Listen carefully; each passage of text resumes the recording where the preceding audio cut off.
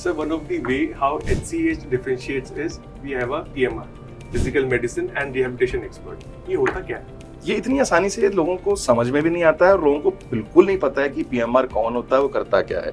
और I think इसको समझाने के लिए ना पहले हमें ये समझना पड़ेगा कि what is the journey of recovery. हम बोलते तो हैं जी कि हम फास्टेस्ट रिकवरी करते हैं, राइट, लेकिन रिकवरी की जर्नी जानना बहुत जरूरी है। जब भी हमारे ब्रेन को चोट लगती है, चाहे वो स्ट्रोक हो, चाहे वो हेड इंजरी हो गई हो या स्पाइन की इंजरी हो गई हो, तो क्या होता है कि हमारा उतना पार्ट ऑफ द ब्रेन थोड़ा जो डैमेज होता है, अब ये मान के चलो कि वो सो जाता है, राइट। अब उस ब्रेन को दोबारा से जगाना है, तो हमारे शरीर में ये ब्रेन है जो सारे ऑर्डर्स देता है, राइट।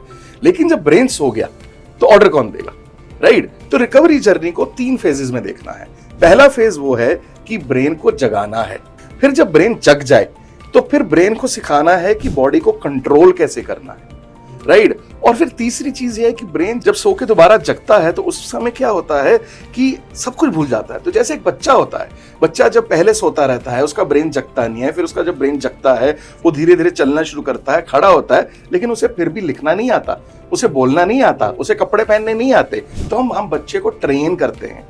इसी तरीके से जब कोई बड़े का भी ब्रेन सो जाता है तो ब्रेन को जगाने के बाद, बॉडी को कंट्रोल करने के बाद उसे रीट्रेनिंग करनी पड़ती है।